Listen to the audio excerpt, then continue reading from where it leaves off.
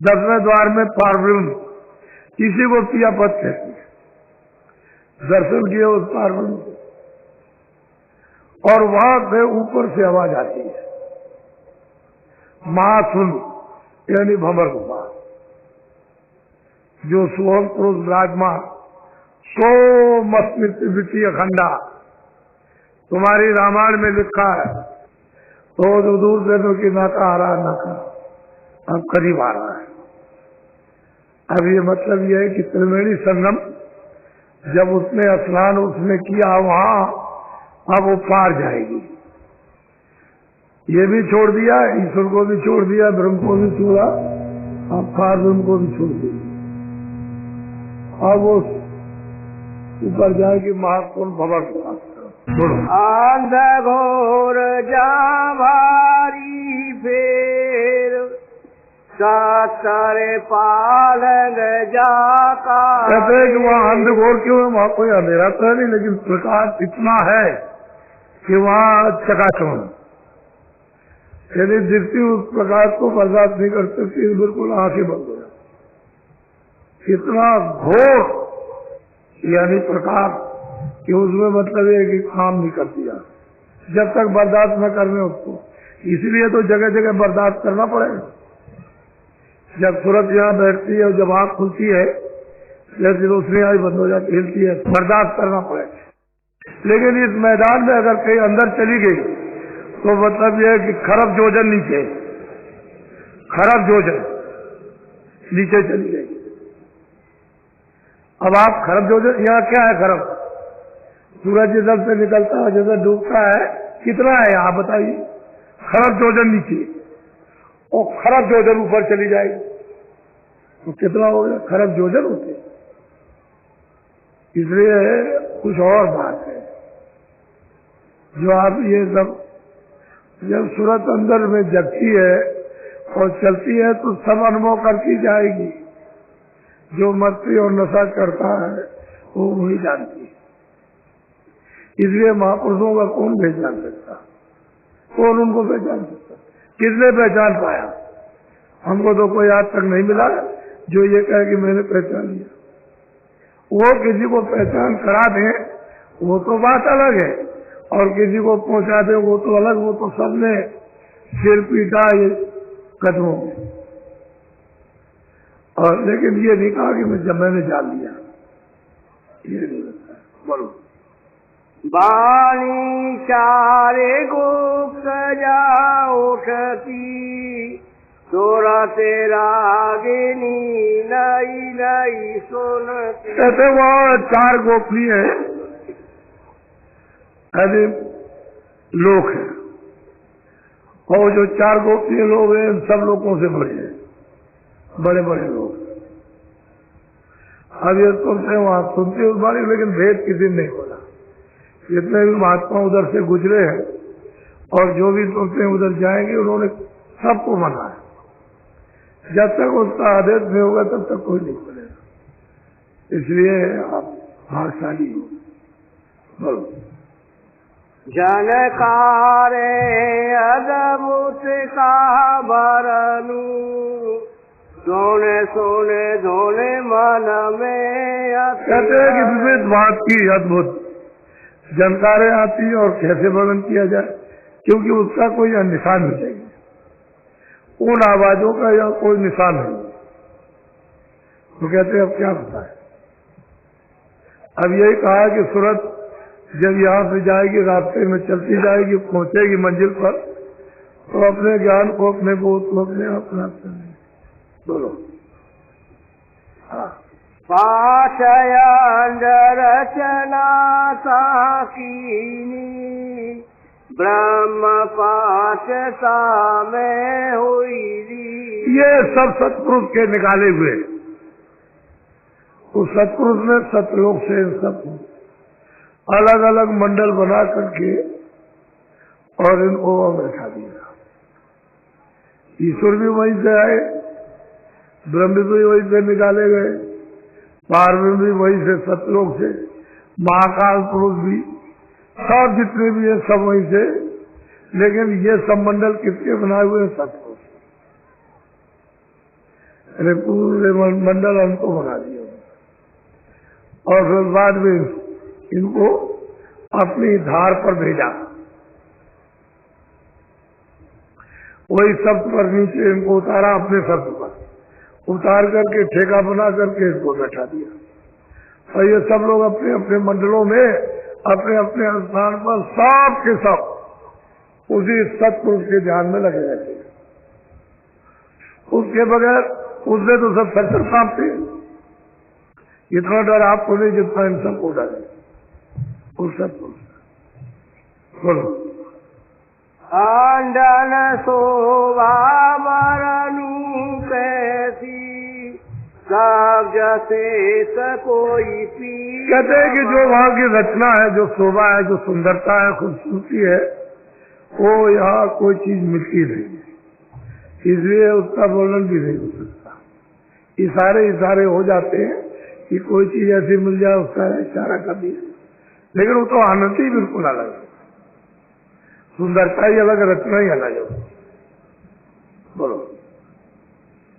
लाखे लाखे अरब सासु परमाना यह अंडायते सोच। कहते हैं कि ये जो आपका तीन लोग जो है, ये ब्रह्म पद और ईश्वर पद और ये सब, ये कहते कुछ नहीं। तो जैसे कि बालू कण है ऐसे दिखाई देता है। तो जब यहीं पर दिखाई देने लगा तो वहां पर सत्यदेश में, सत्यलोक में, वो तो सागर है,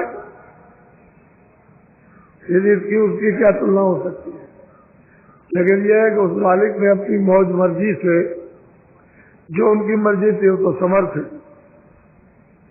उन्होंने ये रचना रची और हम लोग सबके सब वहीं थे, आनंद लेते थे। वहां सुख दुख का कोई नाम निशान नहीं था, मौत से सीधी। अब वहां से हम लोगों को दे दिया। सही बात तो यह है कि ये कह के भेजा था कि तुम ये गंदगी को, सबसे नीचे का हिस्सा, नीचे वाले हिस्से में गंदगी थी पर पता नहीं चलता था, ये सब मसाला था लेकिन बहुत खफीफ। तो उसी मसाले के साथ जो सुरतें थी, कहा तुम चले जाना, उसको सबको वहीं छोड़ देना, और तुम चले आना। तो ये नहीं आना चाहती थी, ये सब प्रार्थना करने लगी सबकी सब। तो उन्होंने कहा अच्छा हम संत बोध भेजते हैं, तो उनके साथ में अपना बोध साथी उतार दिया और ये कहा कि वो हमारा बोध हमेशा रहेगा। तो उसी को कहते हैं गुप्त संत। वो हमेशा एक भी सूरत रह जाएगी तब तक वो यहाँ रहेगी, और वो हमेशा दरबार में आते जाते रहते, सबसे मिलते हुए जाते हैं, सब मंडलों में।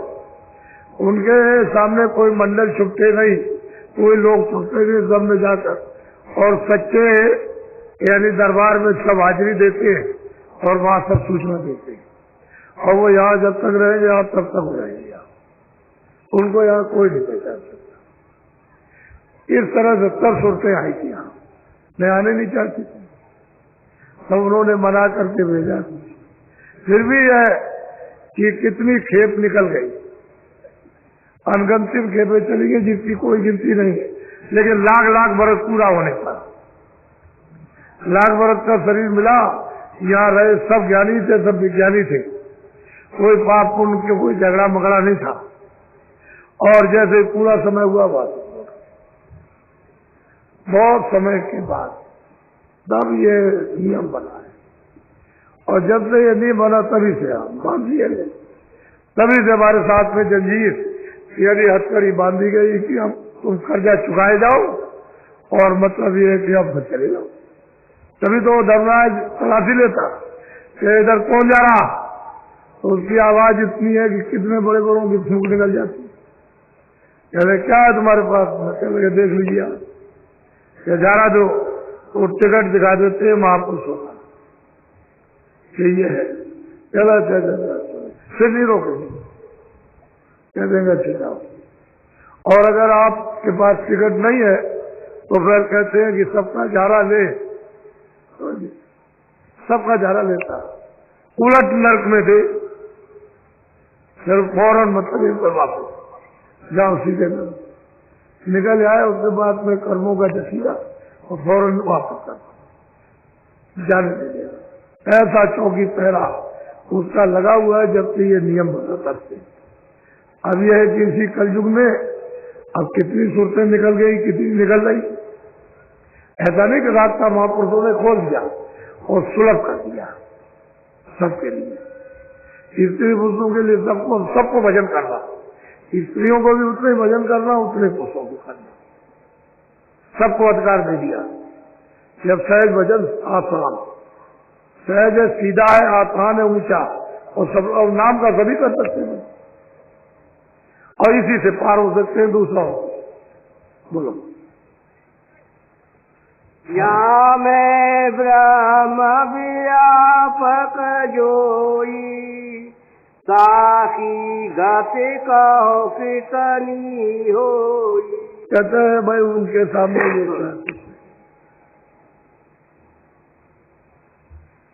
ये तीसरी मंजिल, और उन्होंने कहा देखो ऐसे प्राप्त की जाती है, पाई जाती है। आगे की चलिए, बोलो। साका ज्ञान पाई है ज्ञानी, फूले मन में होए। कहने का मतलब यह है कि अगर यहाँ भी पहुंच जाओ कि भाई ईश्वर का साक्षात करो तब भी ठीक है, लेकिन किताबें पढ़ करके बस कहते ज्ञान में भूल गए। किताबें पढ़ ली, इतना घमंड, चकना चूर, इतना घमंड, इतना। अरे भाई कुछ तुम बैठ के कुछ कर सकते हो, कुछ किया है कुछ? बात मतलब ये विद्या का हमको इतना घमंड, इतना जरूर आ गया कि दूसरे की सही बात को सुनते हो। कहा जाए कि अच्छा भाई थोड़ा सा बैठ करके तुम थोड़ा रोको तो 2 मिनट भी नहीं बैठ सकते, लेकिन घमंड हो। तो कहते हैं ये भौतिक विद्या है, ये टेढ़ा कर देती है, अगर विवेक ना रहेगा तो गए। और ये भौतिक विद्या है, कम से कम बुद्धि को तो सम रखना चाहिए, लेकिन बुद्धि को क्रोध में, अहंकार में, गरूर में।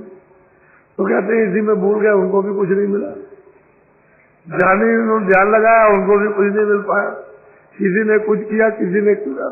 ये सब मतलब यह है कि भूल गए, क्यों कि रास्ता तो मिला नहीं और अटक गए। कोई किसी में, कोई किसी में, कोई किसी में। जो जिसमें समझता चल ठीक हम कर रहे और कर कोई ठीक नहीं रहा, क्योंकि जानने वालों के पास पहुंचे तब तो पता चले। अब जानने वाला कोई मिला नहीं तो समझते हम जो कर रहे हैं वो ठीक। तो आपके कहने और समझने तो नहीं बनेगा। बोलो। मैं ढकसी गति न की जा, कूप समुद्र जाने अभिमान। यही बात है।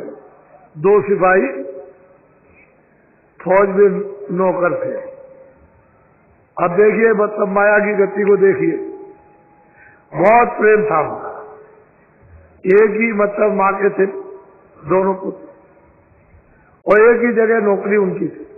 छुट्टी आ रहे थे, तो मतलब ये एक राजा एक जंगल में शिकार खेल रहा था। ये उधर से चले आ रहे थे और राजा वो शिकार खेल रहा था। तो उसने देखा कि ये हिरन भागा चला जाना, और रास्ते से ऐसे गुजरा तो देखा कि एक औरत इधर कैसे जा रही, तेज अच्छे कपड़े पहन कर, बड़ी तेज रफ्तार से।